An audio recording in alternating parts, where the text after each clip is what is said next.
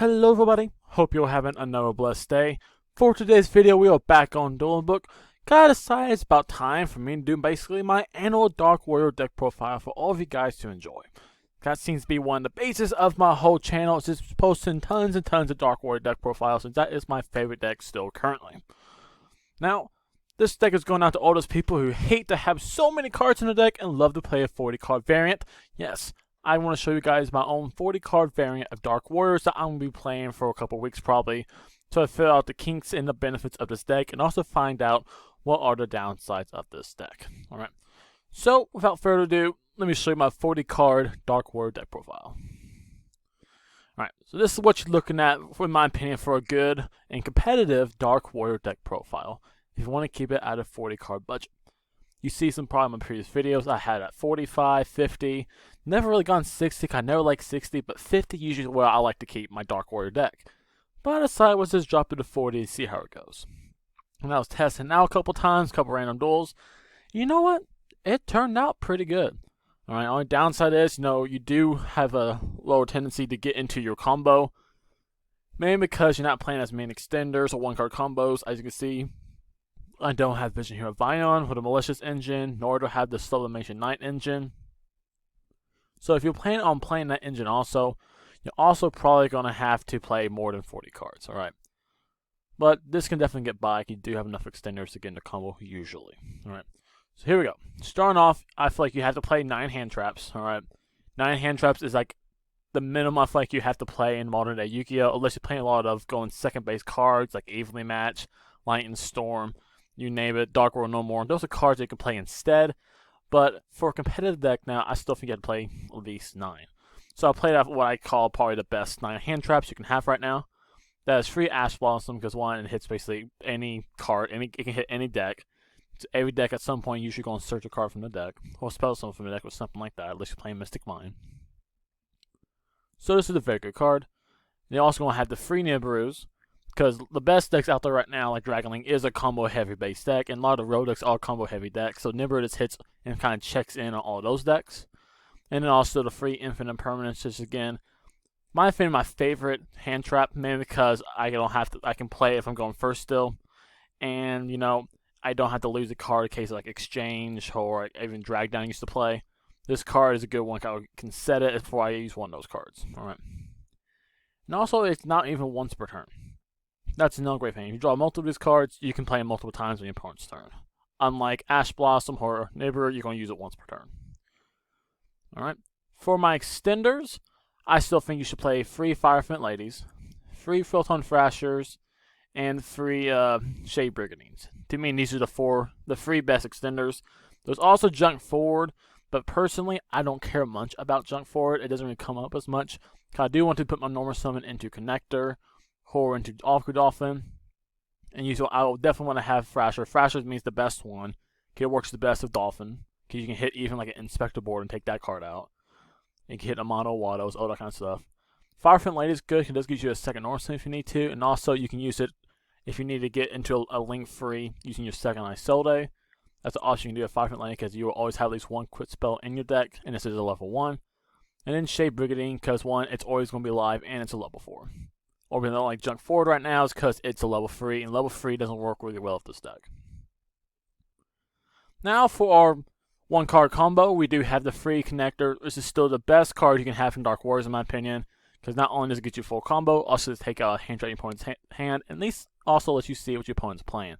And any card that lets you see what your opponent's playing is hugely beneficial. So if you're playing Dark Warriors and don't have Connector or Aqua Dolphin in your deck, you're playing it wrong.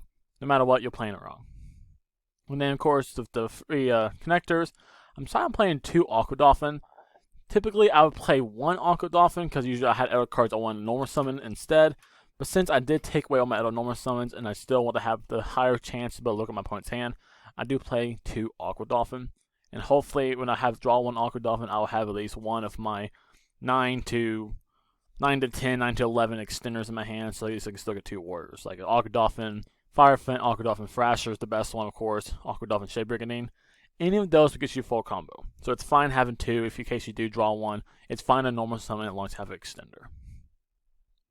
And then to wrap up the monsters, you have this generic base cards. I feel like you have to play. You have to have the Armageddon Knight, because Dark Warriors. You have the basically the level 4 extender with Zephyr's Elite. You have Dark Grepher in case you do draw Plague Spreader. That is going to be your tuner to get into High Fibrax. So there's the Plague Spreader. Then you have the Ancient Cloak, which also could be the boots. But since I don't, I just deleted that card. But yeah, you can play boots. The reason why I like to play Cloak is mainly because I believe it has more attack. Alright. So it could be one of those random chances you need to get just a little bit damage in time. It's rare, but this is how I think about it, because I don't really care much about the defense. If you look at boots, let's see if I can pull it up here. So yeah, here's boots. See, 1200 defense, so more defense, but honestly 1200 is not going to let you survive anything. But you never know when that extra 600 attack may come in clutch. Alright. And then the Vion Cube, I still see some players playing Dark Wars right now, and they're going with the Power Tool engine, alright? And I'm going to tell you right now, if you're playing a Power Tool engine, you're probably doing it wrong. The reason why they're playing it, because it gives you an extra stint on the board, but to me, Vion Cube requires you to have 2 DDRs. The Power Tool engine, at least of the Black Rose Dragon, that whole extender stuff, requires you to have 4 cards. Actually, 5 cards. You have to have the level 3 tuner, alright? You still have to have the free DDR for Power Tool Dragon, and you also have another extender of the White Rose, alright? So that's 5 cards to pair to free, so you're playing 2 extra bricks instead of free. So to me, that does not seem beneficial, and also Vion Cube, you do get into Dawn Dragster, which is a spell and trap negate. So basically, you're sacrificing, you're not having 2 less bricks, you have 2 less bricks, and also get a spell and trap negate. So to me, that's a great trade-off, way better than the Powerful Dragon and White Rose Dragon. Right? Central Combat deck, we still have Call by the Grave, still the best one until we get Cross-Out Designator, which hopefully comes out soon. As soon as that card comes out, you know it's going to be $100, but it's going to be a necessary free in basically every deck. Because every deck's going to play Infinite Permanence or Ash Blossom or Hunia Brew, so it does give you out to any of those free cards. Then some more of the generic cards. We have the Phoenix Blade, because the quick spell, double nothing for Utopia double. Horny Unicorn, people say you should not play this. I still think they're wrong. Because this card that can always be mandatorily shuffled back into your deck, so you always will have 4 quick spells in your deck no matter what. It's rarely that you will have more, because even you have to draw basically 3 equipped spells to both the DDRs and Divine Sword. And that rare chance that you won't be able to get 4 into your deck, because Moon Mirror, Sword of Deep Seated, and Horny Unicorn all have mandatory effects that you can pay a cost and put it back in the deck, alright? Before you have to send the 4 equipped spells by yourself. Now a little spice I'm putting back in my deck is the 1 Instant Fusion. And this is taking a place not only as an extender, but also as one of my Call by the Graves. Mainly because I'm also now playing Gleaming Isis Strict, which basically has the exact same effect as Call by the Grave. Quick effect and target 1 crit spell, equip monster in my opponent's graveyard, equip it to this and negates effects. So this can hit the Ash Blossom, the Ghost Sluggers, you name it. So that's just basically no Call by the Grave. Alright, so 2 Call by the Graves, and then I guess the no Awkward Dolphin's like my 3rd Call by the Grave, if you think about it. Then we have the Moon Mirror Shield, that's going to be the Horny Unicorn. Reinforcement Armor to either get me the 1-card combo connector, or to get me an extender if I need it. Sword Deep Seated, and then the rank up for Kalyuga, the free Perms, and the free Shaggy Brigadines. Alright.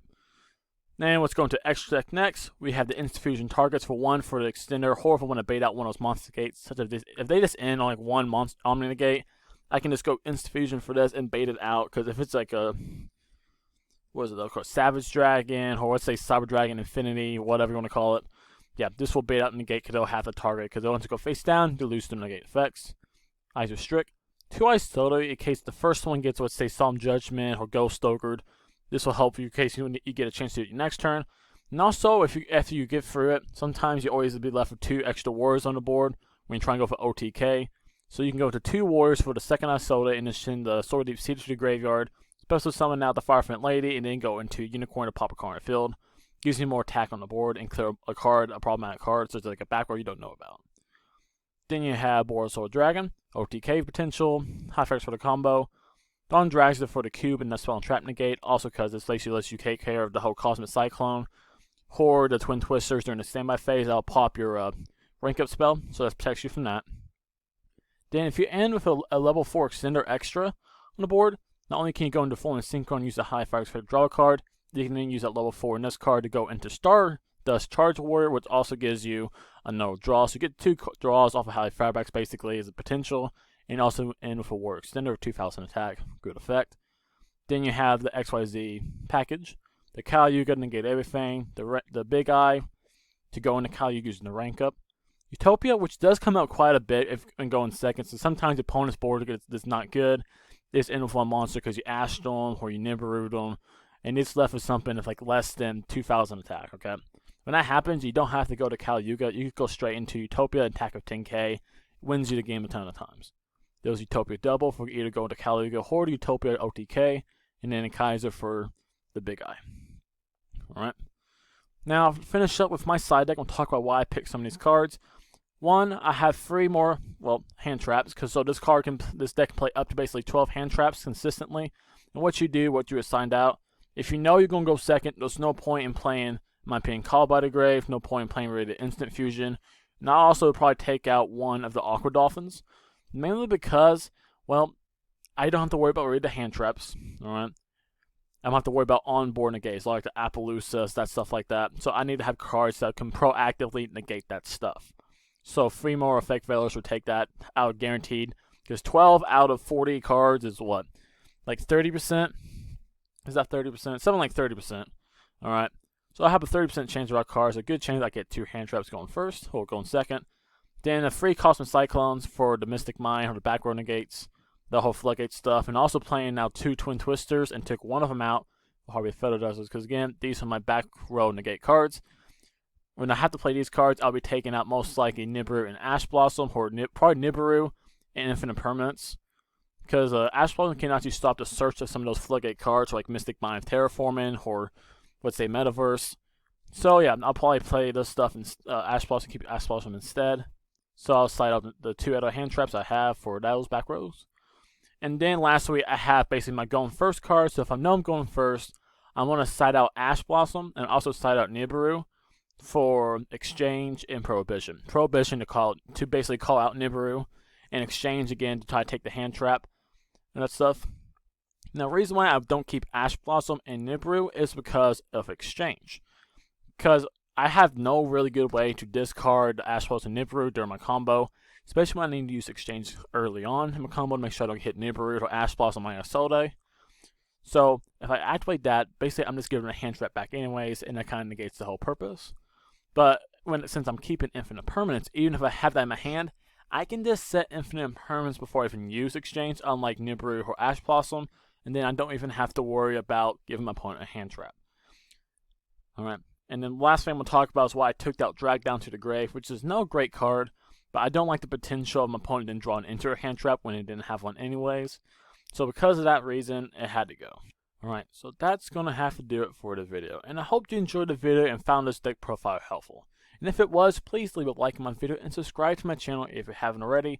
Because that helps you support me and helps me get more support to make more videos for you to enjoy. Now, if you have any other kind of deck profiles or suggestions you want me to make on future videos, be it decks you want me to try out, or stuff to check out or post about, tell me in the comment section so I can check it out. Alright, and with that, I hope the rest of the week is blessed, and I hope to see you all again in the next video. With that, I'm out.